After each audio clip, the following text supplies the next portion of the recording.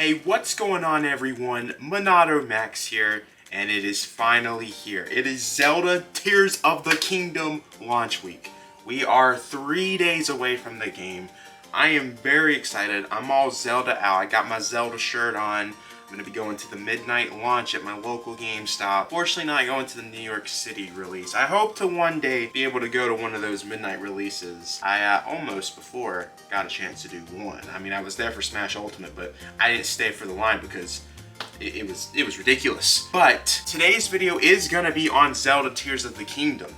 Today I want to talk to you guys about the possibility of The Legend of Zelda Tears of the Kingdom being the last big AAA Nintendo Switch game coming to the console. And there's a lot of good evidence that supports this theory. There's a lot of things that we need to go into detail with. So before everyone comments, they're still making Nintendo Switch games. We got Pikmin 4 coming out. I'm talking like premium Nintendo Switch game, like triple A. I believe that Nintendo considers, games like Mario Odyssey, Animal Crossing, Smash Bros. Ultimate. I think they consider those like premium Nintendo Switch games. And Tears of the Kingdom is definitely a premium Nintendo Switch game, especially considering the fact that it is the first $70 Nintendo Switch game. So let's go ahead and talk about some of the points that we have that proves this point. So one thing that I want to talk about is I feel that the Nintendo Switch, it's been going since 2017. We're here into 2023, and it has had a very strong console lifespan, with games coming out left and right for the system.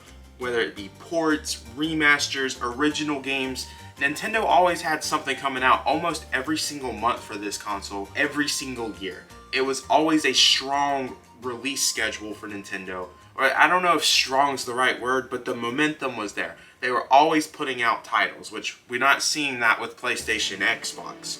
So that's one thing we gotta give Nintendo credit for. It might not be the greatest games that they've put out, but at least they consistently have been putting out first-party games almost every month.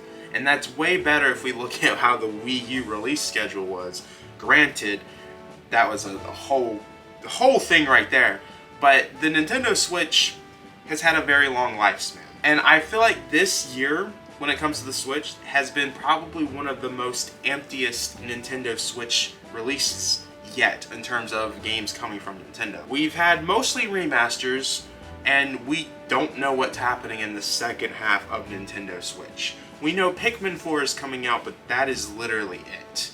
I think this shows that they're not releasing as many games because they're already working on the next big Nintendo console.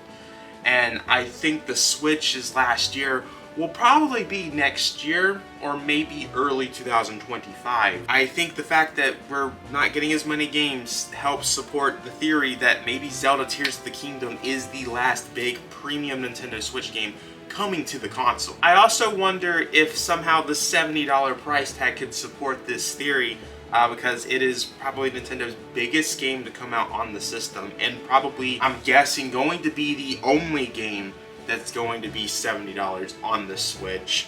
Perhaps Metroid Prime 4, because I know a lot of people are going to be pointing out, hey, Prime 4 is probably a premium Nintendo Switch game, and I do believe you are correct. However, I do believe Metroid Prime 4 is going to be a hybrid release. It's going to come out on the Switch and whatever the next console Nintendo is making on right now. Because we're so late to the Switch cycle, Metroid Prime 4 is expected to be such an advanced game with how much time they've put into that game that it's gotta be some like crazy next-gen stuff. It's gonna be a $70 game. They're not gonna release that when the next Nintendo console is coming out any second. It's gonna be like Twilight Princess and Breath of the Wild, where it was a dual release. So that game is definitely coming out on the Switch and whatever our next Nintendo console is.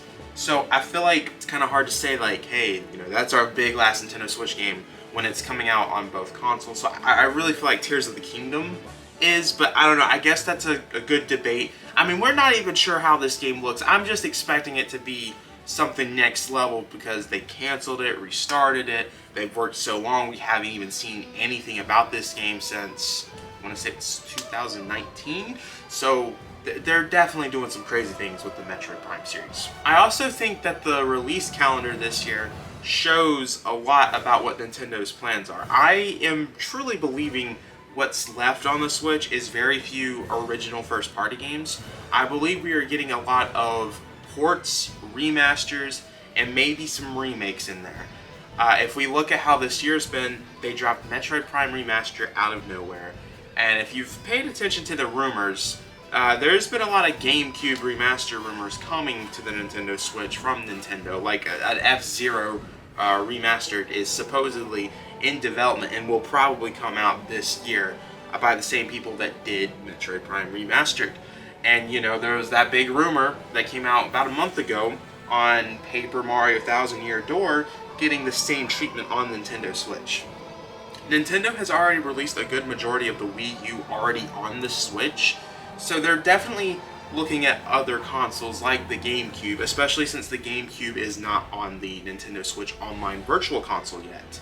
And I think they realize how much the GameCube is to people, how supportive people are towards the GameCube, and we're going to be seeing a lot of this year being remasters. And I feel like that's what the second half is, because if we were getting a lot of first-party original Nintendo games, and I'm talking original, not ports and remasters, Nintendo would have already announced some of that already, because they like to promote those first-party original games more heavily than the remaster/ports. I think this goes to show with how Kirby's promotion was this year with, what was it called? Return to Dreamland. They were talking about all the new features like 2 weeks before the game comes out.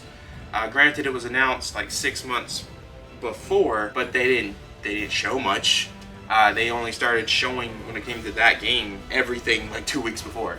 And then Metroid Prime, I think, is a great example of how they literally shadow dropped Metroid Prime Remastered. So I think this year, the remainder of the year, is just going to be GameCube re-releases. I've said that since the beginning of this year.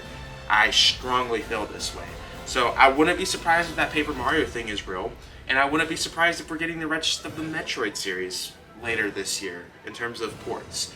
I think really what's left of the Switch is ports and remasters, and there's a lot of evidence that we just talked about that supports this, considering we don't know what's happening with the second half of Nintendo. And we might not even be getting a Nintendo Direct next month, because, you know, it's weird, E3 doesn't exist right now.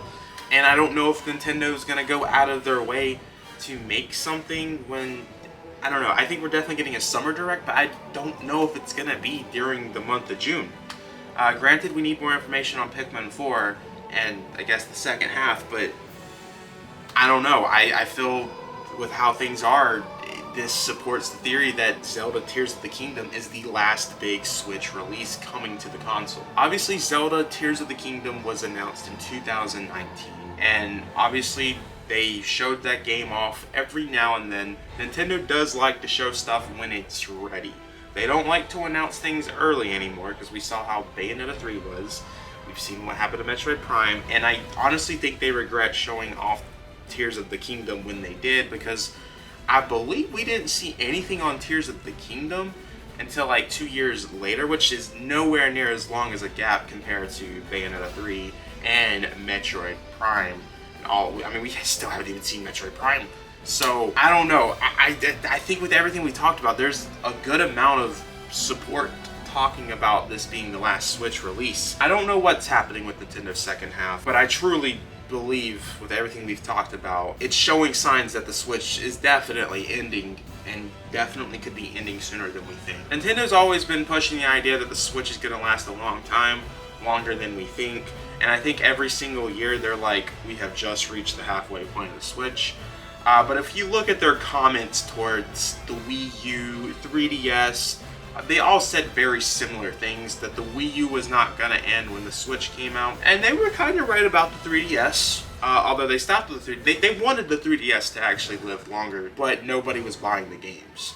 That's why for 2 years you saw support after the Switch, and then people just weren't buying the games. They wanted everything on the Switch.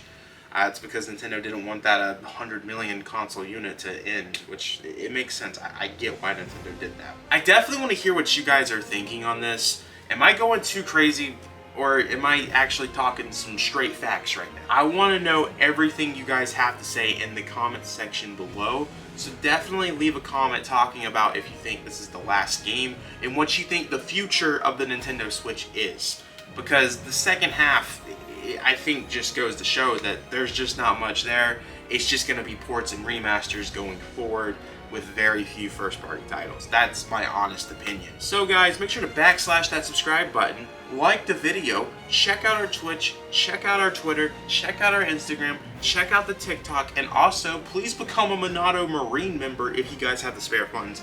It's $5 a month and does seriously help out the channel. It like really does help out the channel due to the fact that that goes towards the ad revenue that I make. It's a long story, but it helps out a lot. It really does. I've been talking for way too much. I will see you guys in the next video. Have yourselves a wonderful rest of the day, and I will see you guys for the midnight release of Zelda Tears of the Kingdom. I literally cannot wait. This is gonna be so good. Oh my god. Dude, this is gonna be great. Oh my god.